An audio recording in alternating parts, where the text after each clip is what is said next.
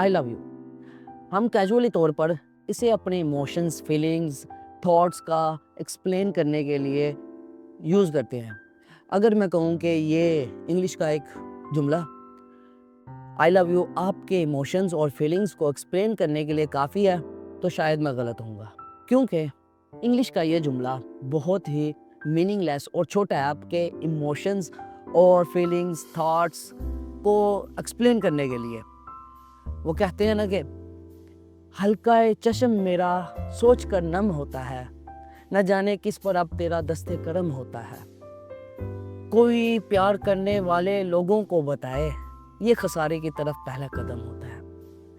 अगर आपके दिल में किसी के लिए कुछ इम्पोर्टेंस है, कुछ ज़्यादा इम्पोर्टेंस, आपके फीलिंग्स, आपके थॉट्स उसके लिए कुछ ज़्यादा है, तो क्या आप उसके लिए यही जुमला इस्तेमाल करोगे आई लव यू?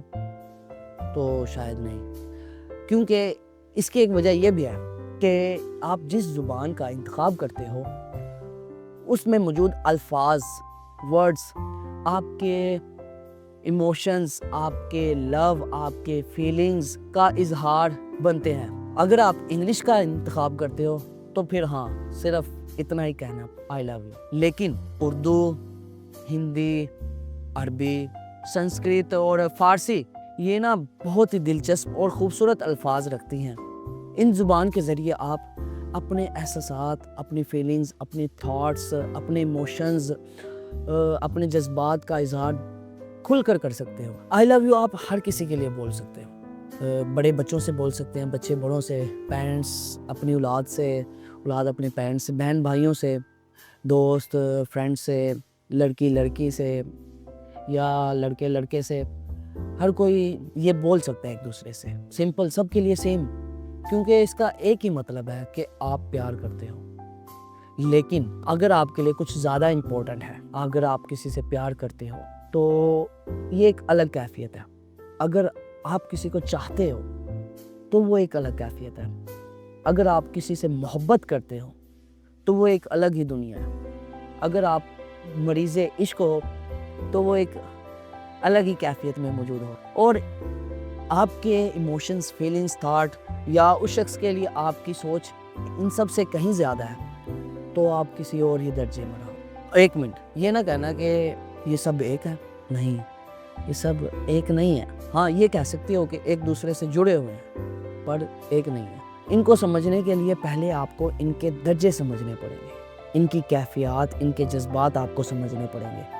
चलो आओ मैं तुम्हें अपने इल्म और सूफिया कराम के मुताबिक इनके बारे में बताता हूँ।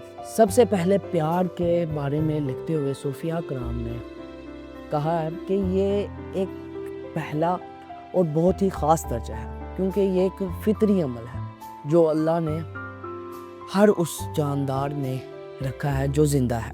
ज़िंदा है का मतलब ये नहीं कि ज़ाहरी तौर पर ज़िंदा, यानी कि जिसका दिल ज़िंदा है, जिसके इमोशंस, फीलिंग्स ज़िंदा है, क्योंकि यही फीलिंग्स, यही एहसासात, यही इमोशंस आपको इंसान बनाती हैं, यानी अशरफुल मखलूक़ात। आप इन्हीं इमोशन, जज्बात की बुनियाद पर अपने लिए देख सकते हो कि ये सही है, ये गलत।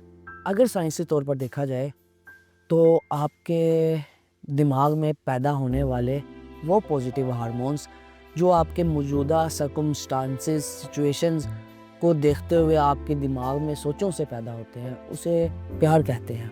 लेकिन प्यार इनसे अलग है। इसके एहसासात, इसके इमोशन, इसके जज्बात अलग हैं।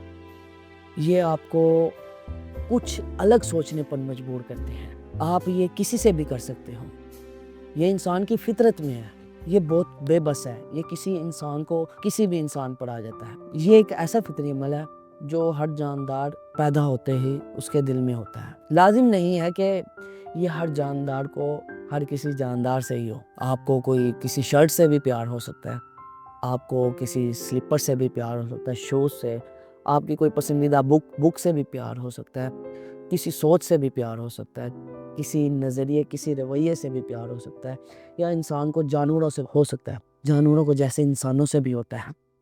लेकिन प्यार ये वो पहला दर्जा है जो एक पाक, اور خوبصورت جذبہ ہے، لیکن پیار سب کچھ نہیں ہے۔ ہاں یہ کہہ سکتے ہیں پیار زندگی کا نام ہے اور زندگی ہی پیار ہے، لیکن پیار سب کچھ نہیں ہے۔ اگر پیار کے بارے میں بتاؤں تو یہ ایک الگ سے ہی سیریز بنانا پڑے گی، اگر آپ کہو گے تو بنا دیں گے، لیکن اس کے لیے بہت وقت درکار ہے۔ چلو خیر، بہرحال ہم کسی اور الگ ہی موضوع پہ نکل جائیں گے، لیکن پیار جہاں پیدا ہوتا ہے، جہاں لفظ پیار آتا ہے، وہاں نفرت بھی جنم لیتی ہے۔